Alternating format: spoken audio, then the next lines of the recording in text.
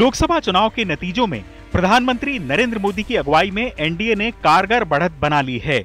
बहुत मुमकिन है कि जल्द ही प्रधानमंत्री नरेंद्र मोदी तीसरी बार देश की सत्ता पर काबिज होकर जवाहरलाल नेहरू के रिकॉर्ड की बराबरी कर लें। लेकिन बावजूद इसके कांग्रेस और इंडिया गठबंधन के खेमे में जबरदस्त उत्साह है। अभी भले ये कहने का कोई कारण न हो कि बीजेपी की सरकार को कोई खतरा है, लेकिन इतना जरूर है कि अपने दम पर बहुमत का आंकड़ा छूने में बीजेपी नाकाम रही है और ऐसे में उसकी निर्भरता एनडीए के घटक दलों पर बढ़ जाएगी। मुझे लगता है कि आज जनता का आभार व्यक्त करने का दिन है, जो जीते उनको बधाई देने का दिन है। संगठन का स्वभाव है विश्लेषण करने का, वो संगठन अपनी ओर से विश्लेषण करेगा। लेकिन जो नतीजे और रुझान अभी इस वक्त दिख रहे हैं उससे स्पष्ट हो जाता है कि भारतीय जनता पार्टी एनडीए की स्पष्ट बहुमत आ रही है। लेकिन साथ साथ ये भी दिख रहा है कि दूसरी राजनीतिक दल जो हैं उनकी भी सीटें आ रही हैं कई इलाकों में।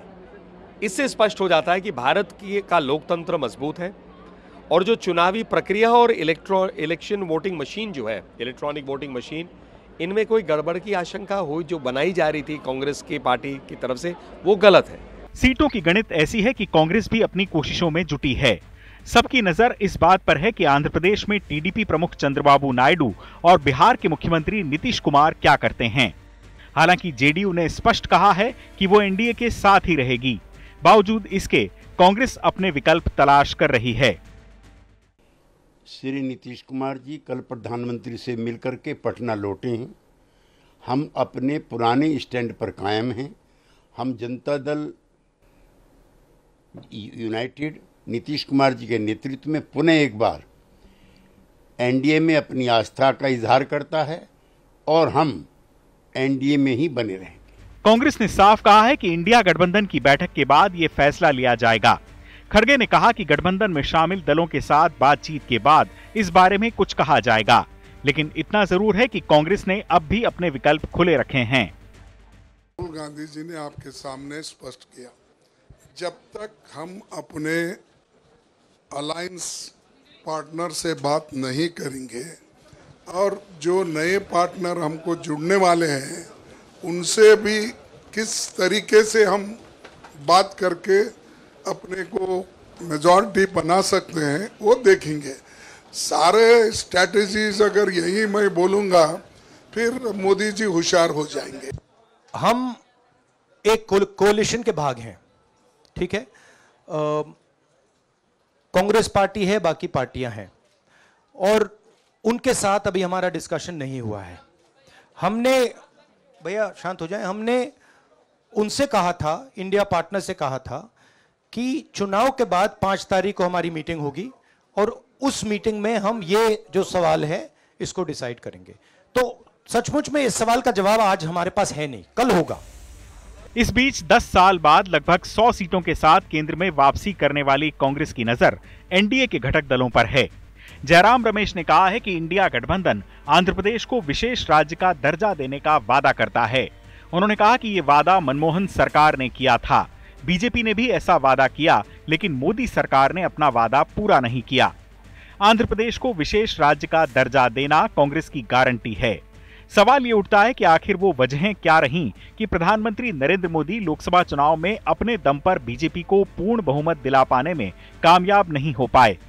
आखिर क्या कारण रहे कि देश के सबसे बड़े सूबे उत्तर प्रदेश में योगी आदित्यनाथ बीजेपी को पहले नंबर की पार्टी बना पाने में नाकाम रहे। इसका एक बड़ा कारण समाजवादी पार्टी और कांग्रेस का गठबंधन होना कहा जा सकता है। एसपी और कांग्रेस के साथ आने से बीजेपी विरोधी वोट 2 भागों में नहीं बंट पाया। एसपी और कांग्रेस साथ आकर अपने समर्थकों में ये विश्वास जगा पाने में कामयाब रहे कि उत्तर प्रदेश में बीजेपी का विकल्प पेश किया जा सकता है। इसका दूसरा बड़ा कारण है प्रधानमंत्री मोदी के करिश्मे पर हद से ज्यादा निर्भर हो जाना। स्थानीय स्तर पर उम्मीदवारों का जनता से संवाद स्थापित करने में नाकाम रहना, जिसका खामियाजा पार्टी को भुगतना पड़ा। इसका तीसरा सबसे बड़ा कारण है राजपूत समाज की नाराजगी। पुरुषोत्तम रूपाला से शुरू हुए इस विवाद ने अंत तक बीजेपी का पीछा नहीं छोड़ा, जिसकी वजह से मतदाताओं के एक बड़े वर्ग ने बीजेपी से किनारा कर लिया। इसका चौथा बड़ा कारण है विपक्ष का लगातार महंगाई और बेरोजगारी जैसे मुद्दों को कारगर ढंग से उठाना। राम मंदिर के उद्घाटन के बाद बीजेपी को भरोसा था कि वो कम से कम यूपी की 80 सीटों पर शानदार प्रदर्शन करेगी, लेकिन बीजेपी के सिमटे जनाधार का एक कारण राम मंदिर के मुद्दे पर संत और शंकराचार्य समाज के बटे हुए सुर भी माना जा सकता है। बीजेपी को हुए नुकसान का एक बड़ा कारण अपनों की ही नाराजगी भी कहा जा सकता है। पार्टी के बड़े तबके को यह लगा कि संगठन में सालों से उनके योगदान को नजरअंदाज कर दूसरी पार्टियों से आए लोगों को तरजीह दी जा रही है, लिहाजा कई सीटों पर बीजेपी को अपने ही वोटर्स की नाराजगी झेलनी पड़ी। इसके अलावा कई सीटों पर टिकट बंटवारे से भी नाराजगी थी। हालांकि बीजेपी के लिए संतोषजनक बात तेलंगाना में 8 लोकसभा सीटें जीतना रहा है। इसके अलावा पार्टी केरल में त्रिशूर लोकसभा सीट जीत पाने में कामयाब रही है। कांग्रेस नेता पवन खेड़ा से सवाल पूछा गया कि क्या वो एनडीए घटक दलों के संपर्क में हैं, तो इसके जवाब में उन्होंने कहा कि पर्दे के पीछे चल रही हर चीज सार्वजनिक नहीं की जाती। जाहिर है आने वाले 2 दिन राष्ट्रीय राजनीति में काफी महत्वपूर्ण होने जा रहे हैं। चुनाव आज तक।